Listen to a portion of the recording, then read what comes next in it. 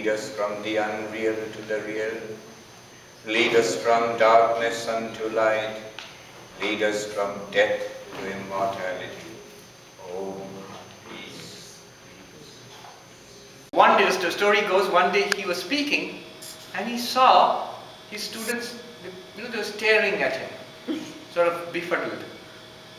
And then after some time he said, is there something wrong? Am I doing something wrong? And one of the students sort of said, well, sir, today, we don't know what has come over you. Today, from the very beginning of the class, you've just been talking about Krishna. What about logic? And then, it is said, Chaitanya, with his hands folded, with tears streaming down from his eyes, he said, if you desire your welfare, give up all this logic chopping and worship Krishna for the rest of your life. I cannot continue with this school, and I said, I dissolve this school here. So that's how he became Chaitanya Mahaprabhu, Sri Chaitanya, he gave that up. But anyway, 15 days of 5 hours a day, 75 hours of nothing. Nothing or no thing? Nothing. No thing is still non-dualism, that's our thing. Vedanta, no thing. But nothing is they're discussing the possibility of nothing. But it's very interesting the way they employ these words. A Sankhya philosopher, an American, Professor Larson, he used to visit our Institute of Culture in Gold Park in Calcutta quite often, when Swami Lokeshwarananda was the head of the institute. And after Swami Lokeshwarananda passed away, the Professor Larson, he came, and in a memorial meeting, Professor Larson, I still remember, he used this concept of nothing, absence. So the Nyaya concept of Abhava. So beautifully, he stood up and he said, today we are keenly conscious of the presence of the absence of Swami Lokeshwarananda. Sometimes you can feel a person's presence and sometimes you can feel the person's absence. Yes. You're keenly aware that that person is not here. Yeah. So we are keenly aware of the presence of the absence of Swami Lokeshwarananda. That's using the Nyaya concept of absence. And they don't stop here. They don't not only talk about absence, but then it gets even more complicated when they talk about absence of absence.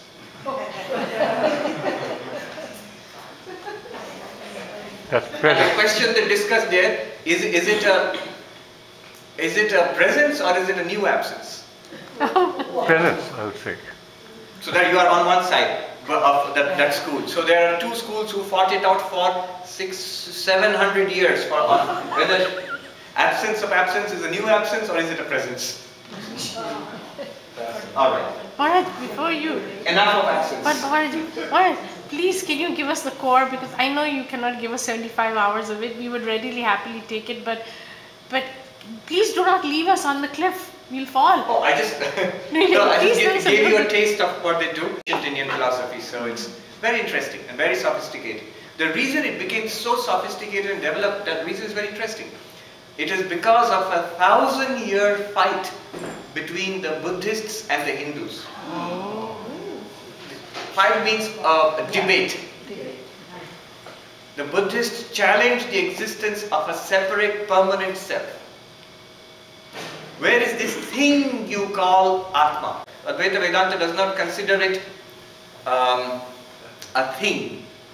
But the ancient school of Nyaya, they consider the self as a thing. Here is a thing called the body, and there is a subtle thing called the mind, and an even more subtle thing called the Atma. That's what they thought, the Nyayikas. They thought there was, and it was a common sense way of approaching it. There is something called the soul. That's how they thought. And that was exactly what was challenged by the Buddhist philosophers. Buddha maintained a silence, but the Buddhist philosophers challenged this. Where is this thing called the Atman? Of the Atman of the soul. We can see the world, it's a mass of change. We can see the body, it's a mass of change. And we can see the mind, that's another flux. Where is the permanent Atman? And they have no answer. And then they struggle to prove the existence of a permanent self. And the Buddhists equally adamantly struggle to prove that there is no permanent self. It's very difficult to prove it either way. But this fight went on. The Buddhists challenged the ancient Hindus on 2 counts. That there is a soul, an Atman. Buddhists refuse to accept this. And that there is something called God. Buddhists refuse to accept this. On these 2 counts they challenged the Hindus, the Nayayikas, Vaisheshikas, Sankhya, Yoga, Purva Mimamsa, all these schools of Hindus. They more or less believed in a permanent soul and God. So they struggled to, especially the Nayayikas, they were at the forefront because they were good at debate. So they had to fight against the Buddhists to defend Orthodox Hinduism. So a 1000-year battle from the time of, say, around Nagarjuna, or even before that, so around before that, just maybe the fight started within a couple of 100 to 200 years of the Buddha and continued up to 800 AD, by the time the last of the Buddhist philosophers were there in India. At the time of King Ashoka, it became very strong. Yes. As Buddhism waxed in power and glory, and so many great scholars, and some of the greatest Buddhist philosophers were converted Hindu Brahmins. Nagarjuna was a Brahmin from Andhra Pradesh. So they brought their knowledge of Sanskrit and Hindu philosophy to bear against their roots. So it developed. But yes. The question is, if the Buddhists don't believe in the soul, Yes. then how do they explain the reincarnation? Because they believe in that. So that's one question. Yeah. How do you explain a continued personality? Yeah, If you do not believe in a soul, whose nirvana is it? exactly. Well, you will feel smug and smile, be identifying yourself with the Hindus, but the Buddhists, trust me, have got very fine answers to all of them. One answer, Maharaj. One answer is, for example, if you say, whose reincarnation? It is not a thing which is being reincarnated from body to body. It's a stream, like a wave, for example. It's a very sophisticated idea. When you make a wave in a rope, you know, it seems like a wave is traveling across. But it's not something that's traveling from one place to another. At every place the rope is lifted and it goes down, just like a wave traveling across the ocean. So the impulse is transmitted from moment to moment. It's not a thing which is moving from moment to moment. It's a process rather than a thing. That's the Buddhist idea. So you are, every moment you are different, but each instance of you is a stream which is very much similar to the earlier instance. We do not even last for more than one moment according to the Buddhists. Kshanika, momentary existence. Current does not move in a wire. Yeah. Current, it's not like water. It's not like that.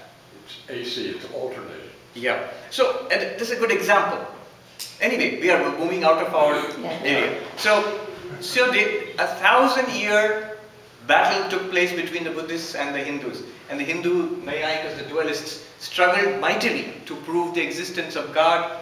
So the great Nayayika Udayanacharya, he wrote around 900 to 1000 AD, he wrote his masterpiece Atma Tattva Viveka and Nyaya Kusumanjali, parts of which are still taught in advanced Sanskrit courses. The books are still there. Proofs of the existence of God. You might be curious, but I will not go into that. Suffice it to say that if you already believe in God, which you do, then those proofs will be interesting. And if you do not believe in God, they will not convince you. And you can see there, Udayanacharya, the great Nayayika, in his proofs of God, he gives 9 proofs of God. You can see how he anticipates the proofs of God offered by Thomas Aquinas. Well, By nearly 300 or 400 years before Aquinas, 500 years before Aquinas. Of the 5 proofs of God, at least 4 of them you find in Udayanacharya. Same idea, trying to prove the existence of God. And Buddhist logicians having a field day, smashing them to bits, the proofs. So this went on, but the upshot was the philosophies developed. They developed different methods of dialectical argumentation, sophisticated logical devices, a sophisticated logical language. The entire project of Navya Nyaya, of Gangesha, was to devise a language which would be very precise. which would be very precise, because language itself, if it's ambiguous, it can be interpreted this way or that way. So he changed, it was still Sanskrit, but not the original, not the kind of Sanskrit you're used to in Shankaracharya or the Gita, or it is a very technical Sanskrit, very technical Sanskrit. And eventually Shankara Digvijaya is the one which is quite under Buddhism. Shankaracharya, of course, gave the final blow, but already Kumarila Bhatta, the great Mimamsaka, had defeated the later Buddhists, and so on. Finally, Buddhism lost ground in India, but the answers to these questions we really get in Advaita Vedanta. It brings us back to our subject. Is there God or is there not God? Is there a soul or is there not soul? And Advaita Vedanta answers, both of you are right, the Buddhists and the Naiyayikas, the Hindus. The Hindus, you are right, there is a soul and there is a God. And the Buddhists, you are right, it's not a thing, it's not an object among many things. It's the pure subject which appears as this entire world. So it's not something out there which you can say, here is a body, here is a mind, and here is a soul, not the way that you were saying it. And not the way the Buddhists were saying that there is no soul, it's just body and mind. There is a deeper reality here which can be reached. So anyway, now let's get back to, this was just a little diversion into nothing.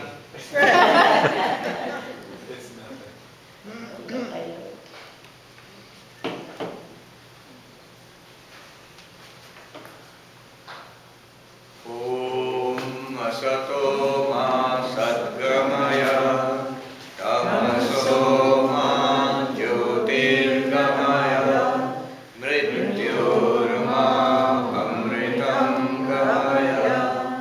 Om Shanti Shanti Shanti.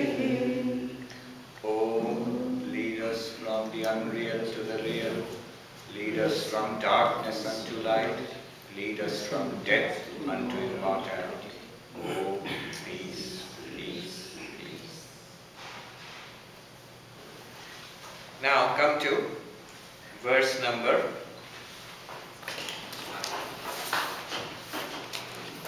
10.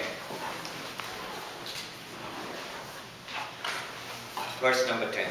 Ahankara lai supto, ahankara lai supto, bhaveddeho pyacetana, bhaveddeho pyacetana, ahankara vikasardha, ahankara vikasardha, swapna sarvastu jagaraha.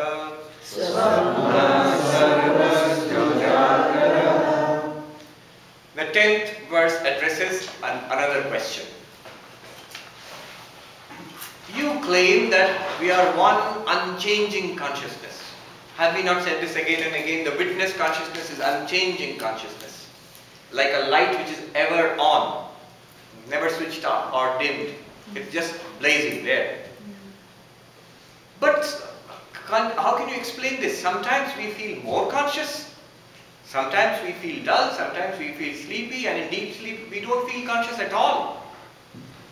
So we can see clearly variations of consciousness throughout our day. How do you explain that? And the explanation is here. It says, these variations in consciousness are the variations of the reflected consciousness. And the variations in reflected consciousness depend on the reflector, the mind. When the mind is awake and active, you feel conscious. When the mind shuts down and goes into sleep, you don't feel conscious. And when the mind is an in-between state, like a dream state, you feel partially conscious, a kind of smoky, dreamy experience.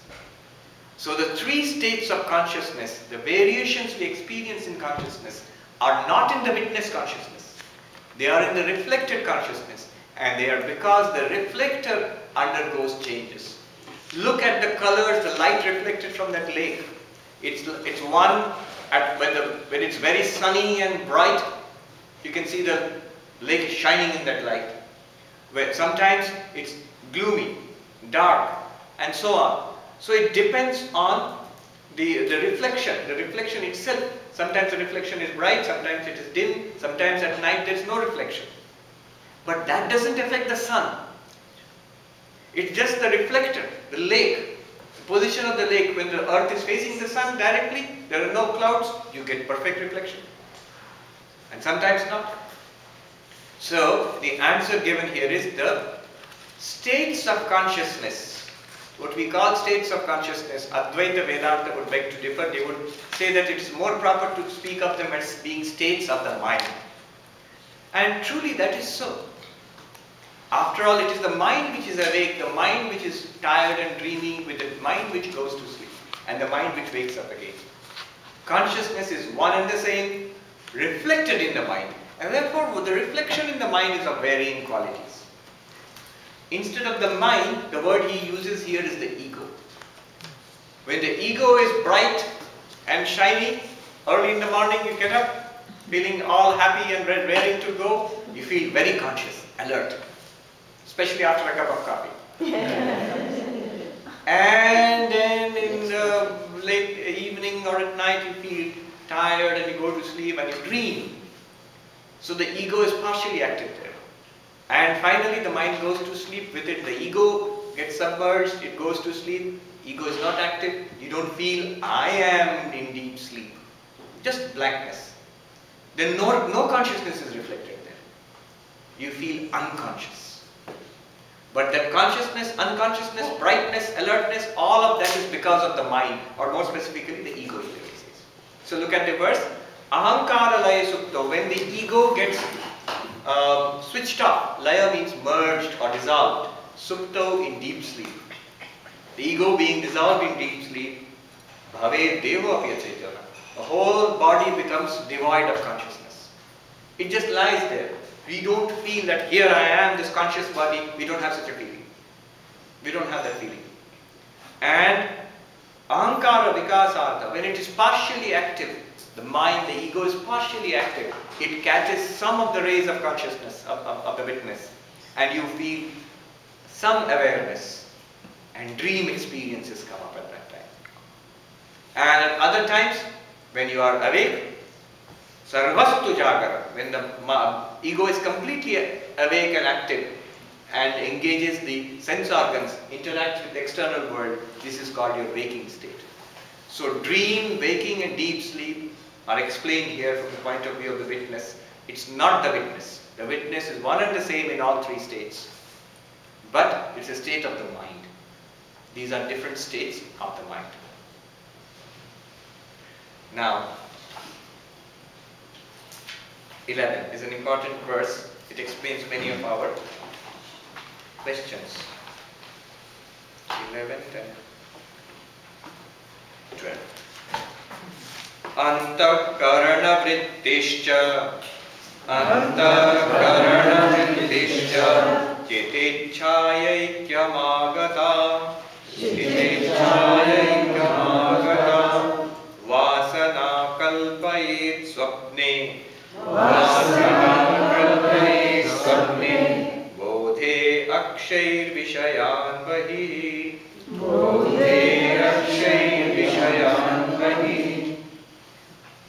What it says is the mind, the antakarana means the inner organ or the subtle body of the mind.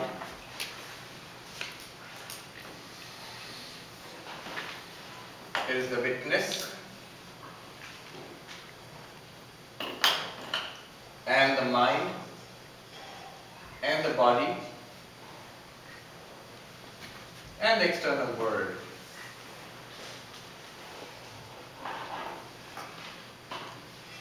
Whatever.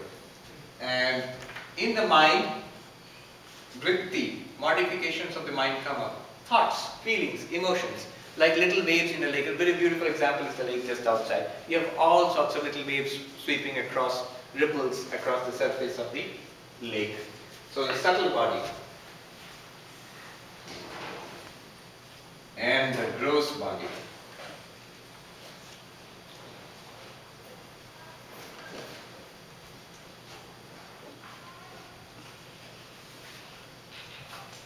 it says here, all these little waves in the mind, they all shine in the light of reflected consciousness. Here is the reflected consciousness, Chidabhasa.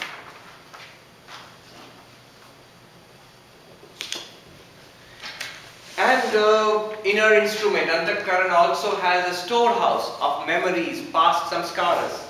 And once in a while they come up to the surface and they all shine in the light of this reflected consciousness. When samskaras come up in our dream state, dreams are generated.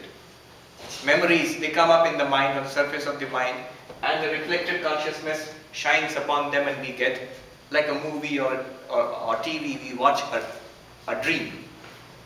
And the same thing happens when we wake up. The mind gets connected to the sense organs, and so information from the external world comes into the sense organs, is transmitted to the mind, and in the mind little waves come up, and those are also illumined by the reflected consciousness, and we get experience of Vishaya, Shabda, Sparsha, Rupa, Rasa, Gandha, sound, form, taste, smell, touch.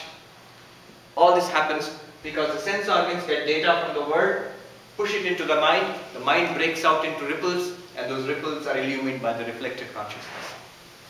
All this is a description of what's happening to us all the time. Nothing particularly spiritual about it. What Vedanta is pointing out is all of this is enabled because of the witness consciousness behind it. It's that light reflected in our minds which enables us to have all sorts of experiences, whether in dream or in waking state or in deep sleep also, the blankness of deep sleep. Vasana kalpayet swapne. Dreams are made of unfulfilled desires, memories, vasana. They come up into the surface of the mind and during the dream state, and those are illumined by the reflected consciousness, and we get dreams. So, bodhe akshay vishayan vai. When we wake up, akshay, by the sense organs, external objects are seen or experienced. Again, because of two things. The modification of the mind, two things are required. Modification of the mind and reflected consciousness. For any experience, two things are required. The mind must get a modification, and reflected consciousness must illumine that modification. That's knowledge. When I have a cup of coffee, what happens? Here is a cup of coffee.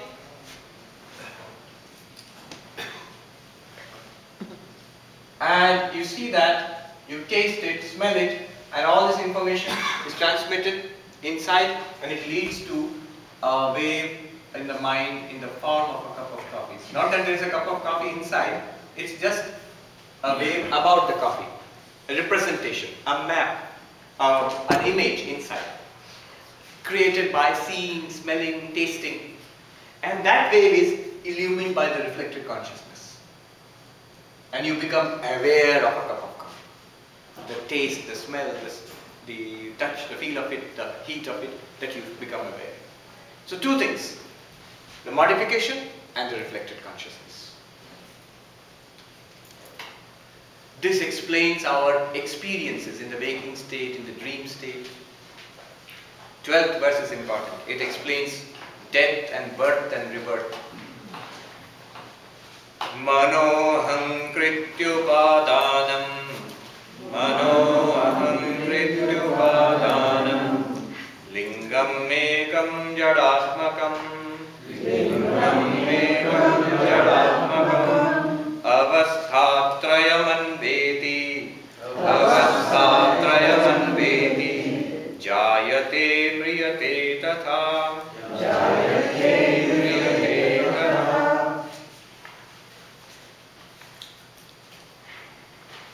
What it says here is the mind and the ego. What do I mean by the mind and the ego? Didn't you say the ego is included in the mind? But not in his classification. He classified it as I plus the rest. This is the mind. So, in his classification, the ego plus the rest of the mind, it is responsible for the three states of consciousness: waking, dreaming, deep sleep. Atman is not responsible for three states of consciousness. It's one and the same. What is responsible for day and night? We say the sun. Not true. The sun would just be the same if earth didn't exist and there was no day and night on the earth. What is responsible for day and night is the rotation of the earth, not the sun. Sun's presence is necessary, but the sun is not creating our day and night. There is no day and night on the sun. Day and night is here because of the rotation of our planet. In the same way, waking and dreaming and deep sleep are here because of the changes in the mind. We just read that. But more importantly, he says, birth and death. This is the one that goes through birth and death, the cycle of life. Life and death and rebirth. This is the one. When the physical body dies, karma is exhausted, this body dies, this one will transmigrate into another body. A new body comes up. And the same person who was the old person who died is now a little kid. Baby first, of course, and then a little kid. And it's the same mind there. With the soul, Maharaj? What is the soul? That's why the soul is a very ambiguous term. What do you mean by the soul? Generally, when we use the English word soul, we mean two different things. One is, we mean the inner essence of a person. Thoughts, feelings, emotion, the personality, the character, the soul of, we say the soul of a person. But in Vedanta, that's just the subtle body. What differentiates us here are our physical bodies and our subtle bodies. Our physical bodies are different physical units, and our subtle bodies are comprised of different memories, thoughts, emotions, different personalities, knowledge. So subtle bodies are different, physical bodies are different, but the consciousness is one and the same according to Advaita Vedanta. It's not that we have a different witness in each of us. It's one reality. I'll come to that later. Yes. Maharaj, just going back to verse 11. Yes. And I'm not looking for a shortcut. Maybe I am. But, if the desires or past samskaras come up in the dream state, Yes. transmitted by the body, the gross body, then in effect, are we working out some of that karma? Is it lessening the karma burden No, in not any really. way at all? I mean, we're working. Yes, it's working on the karma also. Yes, that is true. As long as you have happy and miserable experiences, you're working out your karma. In the dream state, the gross body is not doing anything. It's the stored impressions which keep germinating in the dream state and give you various kinds of experiences. So some of karma may be worked out as long as you're getting experiences. While you sleep? Yes, but new karma is not generated. If you consciously do something, new karma is generated. But as long as you keep getting experiences, so just like they say, karma is worked out in heaven or hell. After death, if the person goes to a nice place, we call it a heaven, and gets lots of pleasant experiences, so good karma is being exhausted there. And a person who's been particularly naughty goes to a nasty place, which you would call hell, and suffers. So bad karma is being exhausted. So that means karma can be exhausted by simply experiencing suffering or pleasure. So sometimes, I guess, why not? In dreams, karma can be exhausted, but not in deep sleep. No experiences are there in deep sleep. So somebody can just sleep and have nightmares and work everything out. But you can't do that. Because according to Vedanta, they have an interesting theory of, you didn't ask, so I didn't go into that because the explanation is a bit peculiar. But now I'll ask the question myself. So you say that waking, dreaming and deep sleep are because of the mind. But why does the mind awaken at a particular time, go to sleep at a particular time and dream at a particular time? Chemicals. So the simple explanation would be it gets tired. When it engages with the world, it expends a lot of energy, and that's matched by modern biology also. The brain is a very energy hungry device. So it expends a lot of energy and gets tired and goes into a sleep mode, into a dream mode, and comes back again refreshed. That's a common sense explanation. That's okay. But Vedanta also has a different kind of explanation. It says, our life is a series of effects generated by our past karma. So when the effects are coming thick and fast, we have a waking state. And there is a rhythm to that, the effects of past karma. So karma regulates. At some time, it becomes a trickle and we go into a dream state. At some time, the effects of past karma stop coming, and so the mind shuts down, no experiences. And then again it starts coming. So it might work both ways. It's karma giving rise to sleeping, dreaming and waking, and also the capacity of the mind, because the mind cannot be awake all the time. It will break down very fast. Brain will break down. But let me get back to the soul, the question of the soul. So what is the soul? Generally, when we say soul, we mean this subtle body. But another meaning of the soul is the spiritual aspect. Soul of our soul. I commend my soul to God and all that when we say. In Vedanta, soul means this. Capital S? Yes, the witness, pure consciousness. So in Vedanta, soul will have two meanings then. One is the pure consciousness, the sakshi, the witness. The other one will be the subtle body. This would be called the Jivatma or Jiva, the individual. This is the Atma itself, the pure Atman or Brahman. Atma or Sakshi or whatever. So this is the ultimate reality, this is what we really are. This is what the subtle body within us, when the physical body dies, this subtle body goes to other worlds.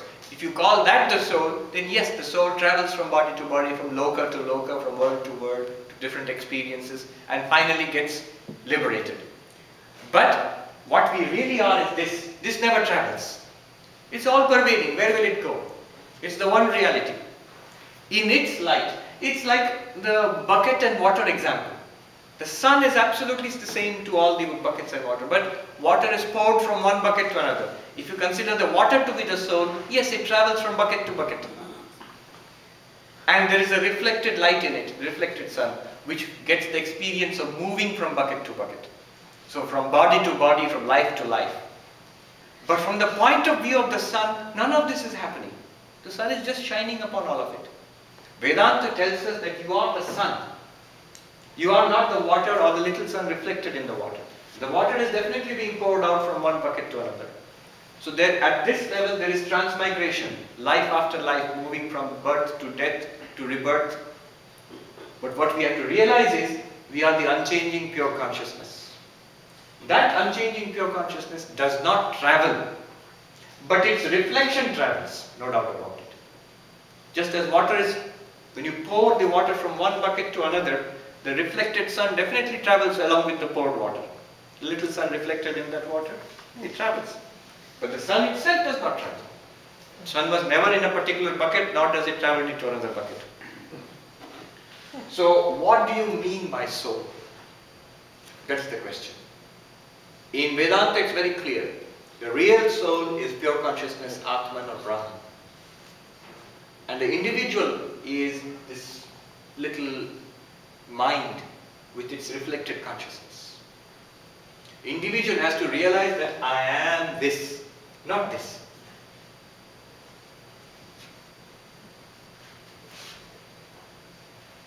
So this is the explanation in very brief of birth and death. It's a theory which is accepted very interestingly by all the schools of Indian philosophy except the materialist, Charvaka. All the schools of Hinduism, so diverse, all the schools of Hinduism accept this movement from life to life, birth, rebirth, reincarnation. Buddhism, which is so different from Hinduism, it does not accept a permanent soul, a permanent God. There is a conflict. But they accept reincarnation. They accept karma and reincarnation. Jainism, that accepts karma and reincarnation. Sikhism, so all the religions and philosophies of India, they accept karma and reincarnation. If you accept karma, you have to accept reincarnation. Otherwise it doesn't apply. How can you explain karma in one life? There must be past existence and future existence. So many lives. Right. So what it says is, the 12th verse, what it says is that it's this subtle body which is responsible for the three states of consciousness, so-called three states of consciousness, waking, dreaming and sleeping, and also for birth and death, rebirth. Is this one? Yes, you had a question? So spiritual practices help people to work out not only karma that is attributed to one life, but karma that has been accumulated? Yes. Do spiritual practices help us to work out past karma? Yes. The more spiritual practice you do, it attenuates the effects of past karma. It will not destroy it completely, it reduces. So when we work out all our karma, are we free? You will never be able to work out all your karma. As we work out our karma, we are generating more karma. If you are doing it spiritually, religiously, it will be good karma, but it's still karma. You will be reborn in a good place. Swami Vivekananda says, a chain though of gold is not less strong to bind. That's good karma. It will still bind you, and you will still be born again in some other place to work out that good karma. So how do you get out of this cycle of birth and death? That is what Vedanta is all about. You have to realize yourself as the Atman. As long as you think of yourself as mind and body, you're trapped in the law of karma. You see what we said? Snapping the relationship between yourself and this. What is the relationship between the Sakshi and the I? Remember? Error. Realize there is no relationship between you, the pure consciousness, and this thing which is going from life to life. The moment you realize that, then nature gives up on you, lets you go. You remain as you always were. That's the way Sankhyans would put it. All this is being arranged for you by nature. Sankhya says that, Prakriti. Once you realize yourself as the pure consciousness, witness of body and mind and the universe, Prakriti, nature, lets you go. Because that's her purpose. The purpose is to give us, according to Sankhya, the purpose of all this game. Sankhya philosophy says nature has two ends in view for us. One is bhoga, one is apavarga.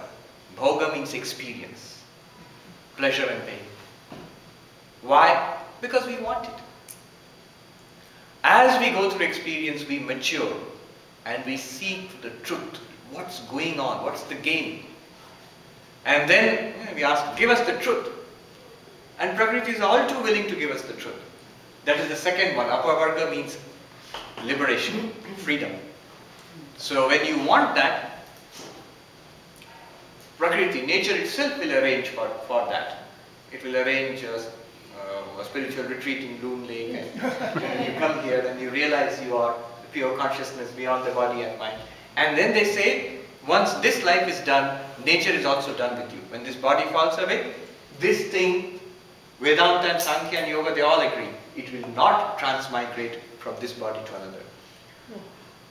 One of the characteristics of an enlightened person, I mentioned this here, one of the characteristics of an enlightened person you find in the Upanishad says, the subtle body does not transmigrate. It does not leave the body. The body dissolves, destroyed, you can burn it or bury it or whatever, and the subtle body disappears back into nature. It's made from subtle elements in nature. It goes back to nature. It does not transmigrate as an entity into another body. The Buddhists put it differently. But the same point. The Hindus will say, if you get a feeling of something going from one body to another, it goes to heaven or hell or to another body and so on. The subtle body, the jiva. The Buddhists say, same thing in a different way. A series is being transmitted across lifetimes. That series ceases, stops. That stopping is called nirvana. Buddha was asked, after your death, O Buddha, where will you go? Buddha said, tell me this first, O Bhikshu. when a flame is born out, a flame is blown out, does it go to the east? No. Does it go to the west? No. Does it go to the north, the south, or up and down? No. Just so will the Tathagata go when this life is over, when this life ceases. So does he cease to exist? You have to be very careful here. Otherwise it goes straight into nihilism. The little creature, the being, even the exalted being called Buddha ceases to exist. But that reality which was appearing as the Buddha, the body and mind of Buddha, that reality always was, is, will continue. But that's not a thing. It's not an item out here. So one question about Yes. Buddhism. You know, they call him as Tathagata, Tathagata. coming from there, wherever that is. Yeah. So then would he not go back to there where he came from? Yes, that's the idea. Tathagata. Now, I'll conclude with this point. We have got 5 minutes more. We started a bit late. Now the next 2 verses are important. 13 and 14. I just touch upon that. Why this game at all? What's going on here? If you ask this question, why are there minds here, bodies here, external world here? Why did this come? Why did Brahman remain as it is? That is the question. Until now we were discussing the pure consciousness behind the body and mind. The source of all our consciousness. We were discussing that. That's all that was going on till now. We talked about the Sakshi, the witness. We talked about the reflected consciousness. We talked about the 3 states, waking, dreaming and sleeping. We talked about going from birth to death to rebirth. It's all dealing with me, the individual. But now it's time to look at the bigger picture. Look at the universe. How is this related to the universe? How did this pure consciousness come to be the universe? What is the universe? Where did it come from? Now this question will be. So now we are taking a major shift. The little book has told us whatever it wanted to tell us about our real nature. Now take a look at what we have all walked away from. The world, the coffee cup, the body, and the mind. All of this we have said we are not all this. We are the pure consciousness, witness of all of this. Witness of the mind, witness of the body, witness of the external world. All of that. But now they are going to tell us, how did this all happen? How did this all happen? And you know, like a magician, the non-dualist will bring Maya out of his hat. This is time for Maya to make her entry. 13. Shakti dvayam hi mayaya, Shakti dvayam hi mayaya, Vikshepa vriti rupakam, Vikshepa vriti rupakam, Vikshepa shaktir lingadi, Vikshepa shakti lingadi, Brahmandantam jagat srijet, Brahmandantam jagat srijet. Let's read 14 also. Srishtir nama brahma rupe, Srishtir nama brahma rupe, Satchidananda vastuni, Satchidananda vastuni, Abdho fenadivat sarva, Abdho fenadivat sarva, Nama rupa prasarana, Nama rupa prasarana. Beautiful. Let's see. Let's see now. In the 5 minutes remaining to me, I'll create the universe. Not me, Brahman. With some help from Maya. We're going to create the whole universe.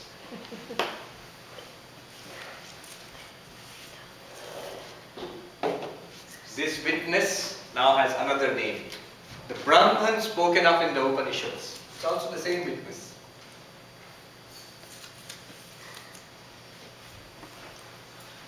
This Brahman is supposed to have a power. Let's put it this way. What is this power? It's nothing different from Brahman. It is Brahman's power, like heat and light are the power of the flame. What it does is, it has two powers. It has two functions of this Maya. Its power is called Maya. This Maya has two powers of its own, or two functions of its own. The two functions are called veiling and two, projecting.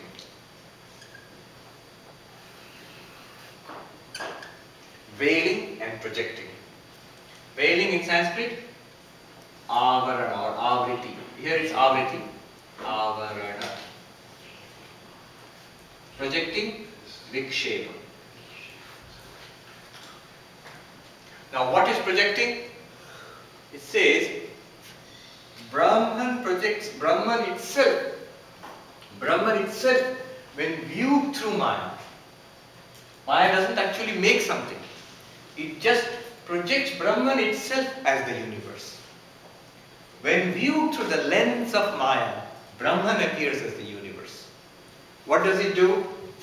It first of all appears as subtle bodies.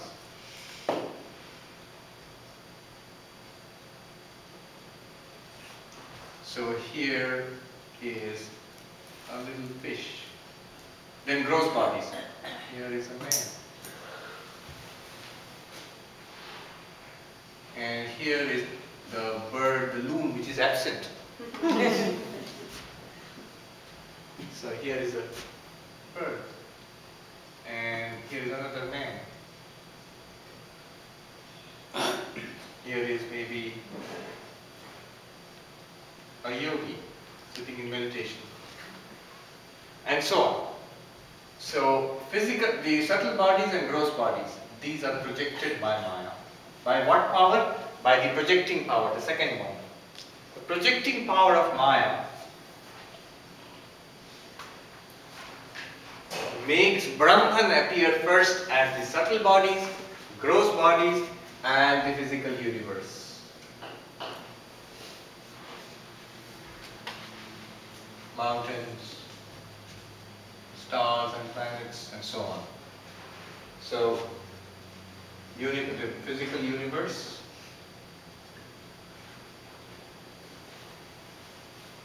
in which of course included are the gross bodies and subtle bodies.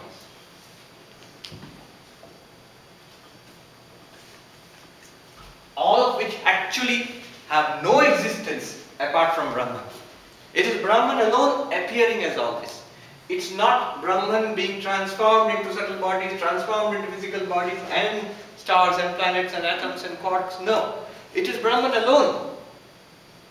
When you know it, know the world to be what it is, you find Brahman. Brahman misunderstood is the world. The world correctly understood is Brahman.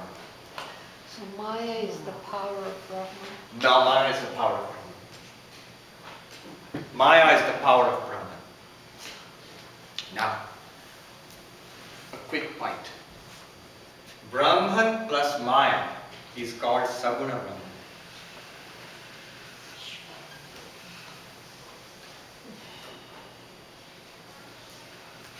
The qualityless Brahman, pure consciousness, plus Maya.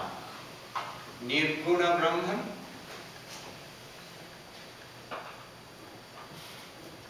plus Maya.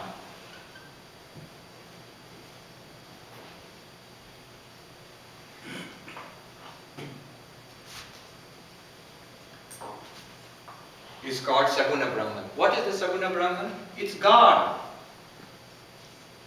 The God of religion. God or Ishvara, Bhagavan.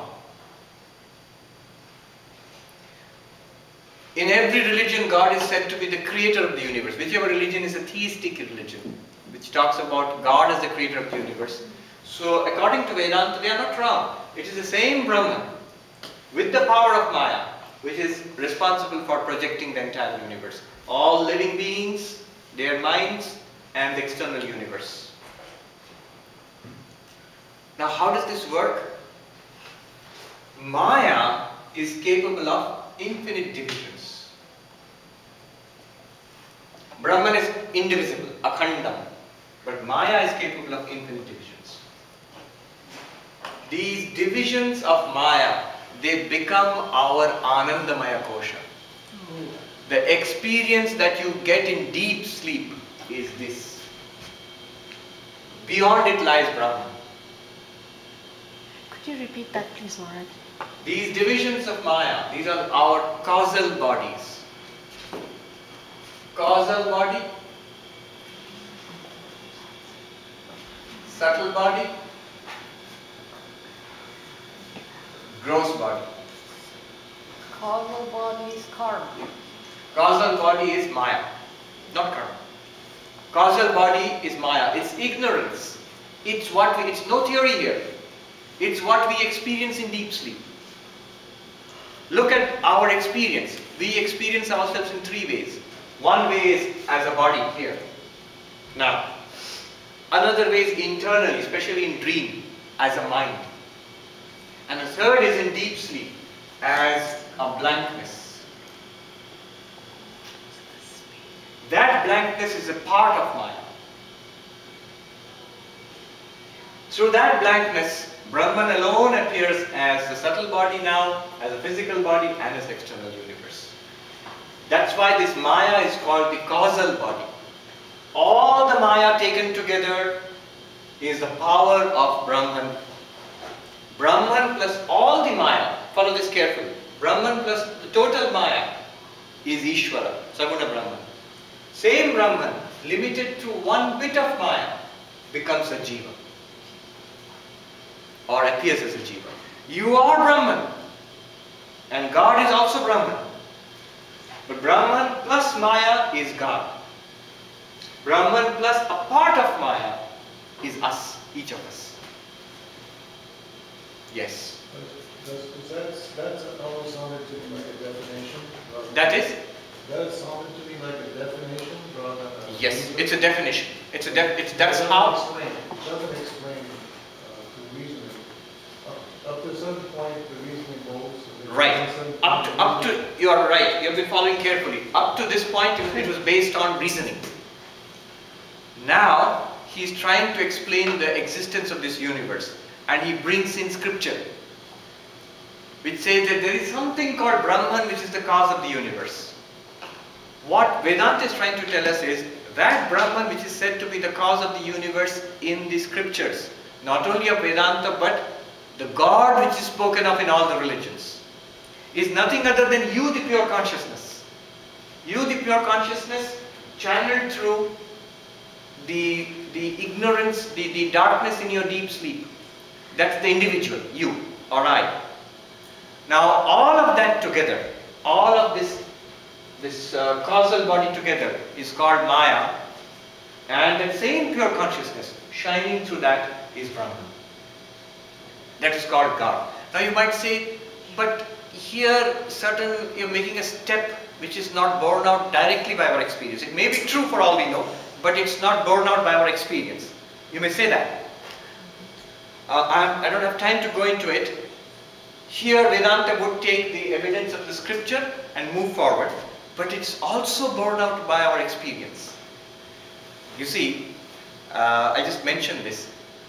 I'll refer you to my lecture, The Eternal Witness, on the first chapter of Panchadashi, where what Vidyaranya has done is, instead of talking about the scripture and Brahman, he just looks at our experience. And in 9 verses, the first chapter of Panchadashi, Vidyaranya, he shows us our real nature is existence, consciousness, bliss, Sat, Chit, Ananda. He shows it to us. Here, after all what we have accomplished till now, till today, I have shown you, or the book has shown us, our real nature is Chit, pure consciousness. Are you with me so far? What the book has been trying to show us so far is you are the witness, pure consciousness. That's all. But in that Panchadashi, in the first chapter, Vidyaranya has shown us we are pure existence, pure consciousness and pure bliss. Through logic and reason. Actually through logic and reason. And I have explained that portion in my lecture, The Eternal Witness.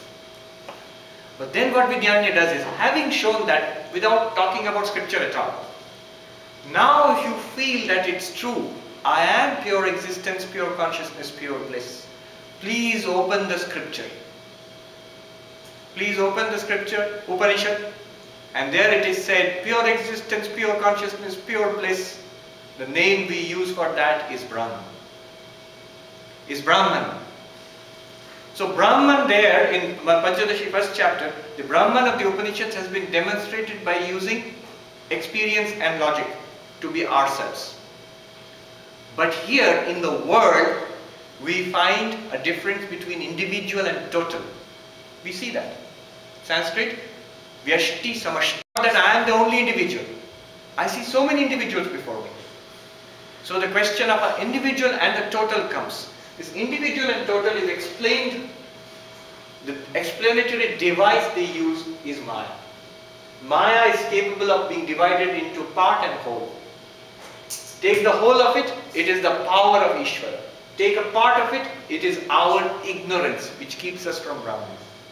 I'll repeat that. Take the whole of Maya, I'm just quoting from Vedanta Sara. Take the whole of Maya, Samashti, it is the power of God which enables Brahman to project the universe. Project itself as the universe. And take it from our point of view. Here I am. Here is my mind. Here is the blankness I experience in deep sleep. This blankness which I experience, which you experience, which all of us experience in deep sleep, the Vedanta just says it can be summed up.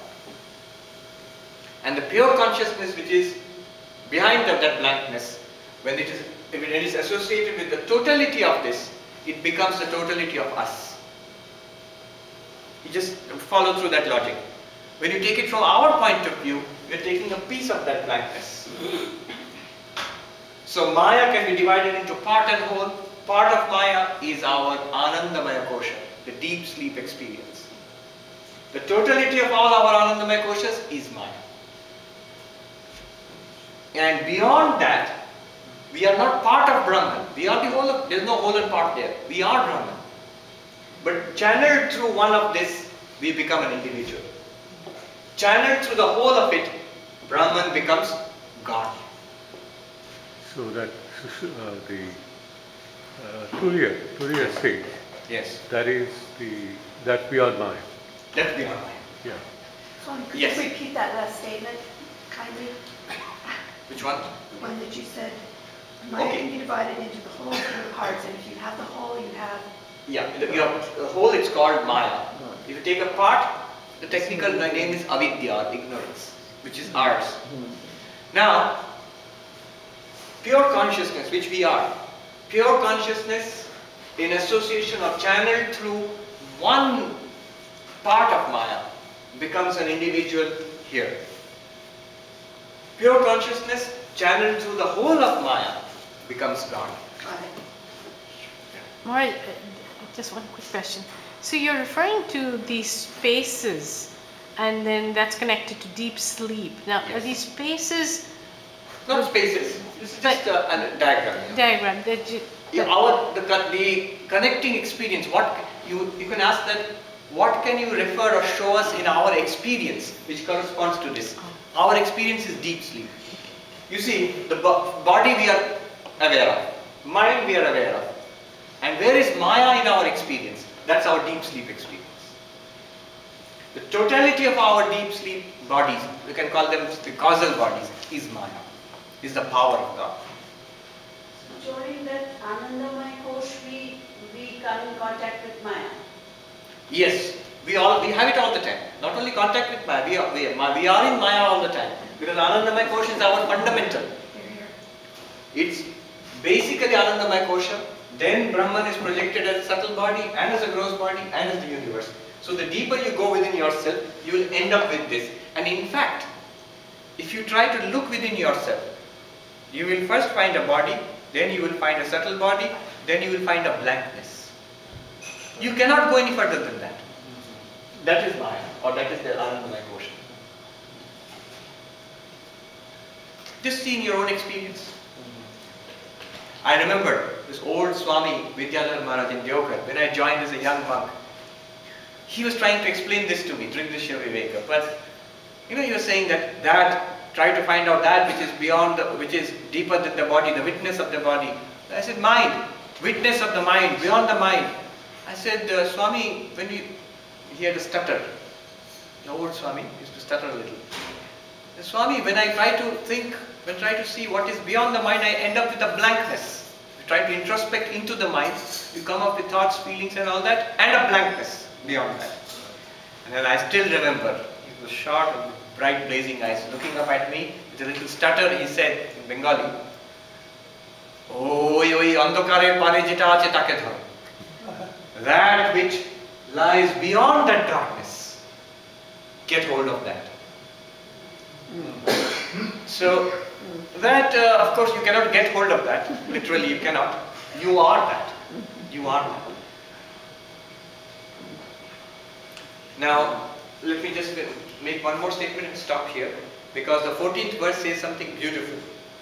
What is creation? Srishti Nama Brahma Rupa Satchidananda Vastuni Abdho Fenadivat Sarva Nama Rupa Prasada. So what is creation? What are living beings? What are minds? What is the word mountains, lakes, stars and planets? Srishti. The word used in Sanskrit is Srishti. Srishti literally does not mean creation, it means projection. Now, what is Srishti? He says, Srishti is in Brahman. In Brahman. What is Brahman? Pure existence, pure consciousness, pure bliss. In Brahman, the projection of names and forms. The projection of names and forms. All of this, these are names and forms projected upon Brahman. Example he gives is a beautiful example. Just as foam appears on the surface of the ocean. The foam is not anything different from the ocean, yet it looks different. In the same way, the universe is foam on the surface of Brahman.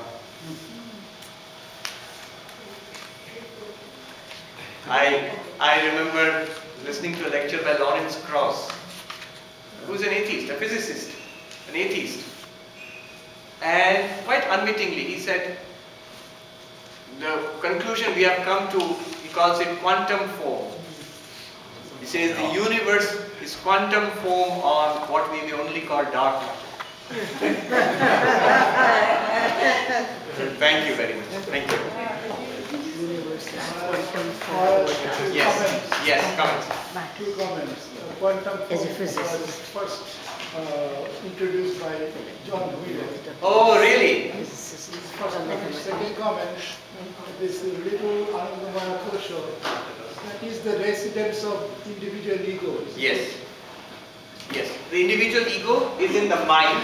Yes. It gets resolved back into Anandamaya Kosha and comes back from there again. But could you please repeat what His question, his two comments. One comment was, this whole idea of quantum foam was first mooted by the Nobel Prize winning physicist? He did not get Nobel Prize. But John Wheeler. He's not alive anymore. No. He's passed away. He was a very great physicist. And he mooted this idea of quantum foam. And John Wheeler, he was just telling me, he had an interesting conversation. They traveled on a boat from Europe to America with Swami Nikhilananda. And had a long discussion about Vedanta. Many years ago, many decades ago. And that's what John Wheeler told our Professor Das here. That's one point. And the individual ego. Where does individuality come from? Ego very definitely is already defined. It's a function of the mind. So it resides in the mind. And we can feel it in the mind. But it gets resolved back into the ignorance, this maya, this little bit of maya. And again comes back.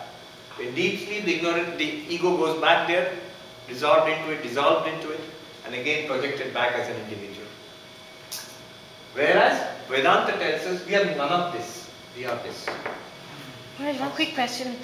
During deep sleep, are we journeying back into the true reality? No. Getting closer, yes. But still we are merged in ignorance. Isn't there a technique that we can use to deep sleep to switch over to Brahman? We can. In fact, the whole of Mandukya Upanishad, of all the Upanishads, the most powerful is the Mandukya Upanishad, which deals with the three states of consciousness. And it says something very profound about deep sleep. One thing, deep sleep, all our experiences are one. Your waking experiences are different from my waking experiences, which are different from Obama's waking experiences, which are different from everybody else's waking experiences. Our dreams are different from each other. But in deep sleep, you and I and Obama and even Trump has the same deep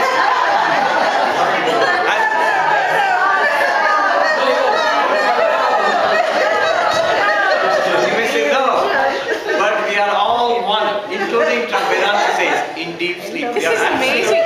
Maharaj, this is amazing. Please tell us more about this, because I think this is where the truth is, Maharaj. So please tell us. Beyond Trump and everybody, but tell us about this journey through the deep. Yes. Seems to be the deep sleep is the tunnel to the ultimate. It is the tunnel, is the closest, is the secret to unlock Brahman. But the idea in Mandukya Upanishad is not that you have to fall asleep. That will not help you. We fall asleep every day. We don't come any closer to illumination. But what we have to do is, in the waking experience, in the Vedanta class, deliberate upon, think about, trace out our experiences in deep sleep.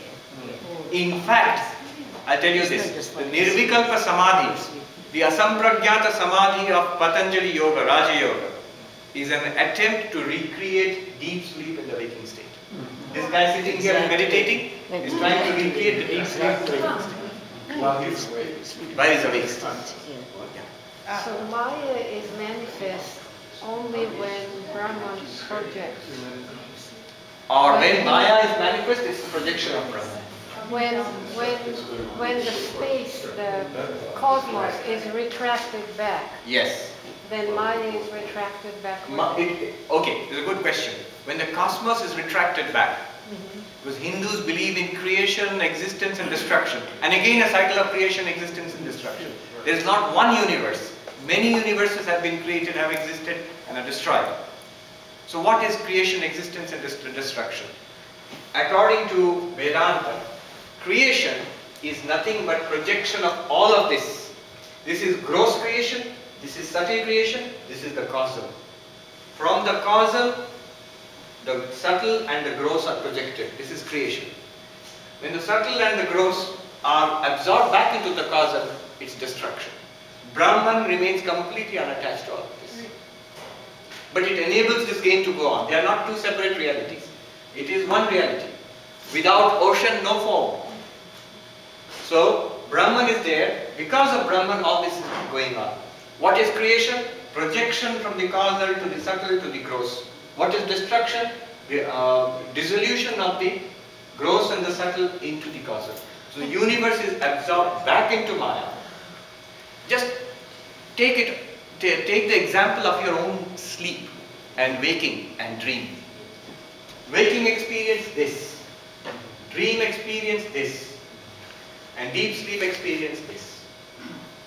That is at our level. Daily we undergo projection, dissolution, existence. And at the level of God, that's the life of the universe.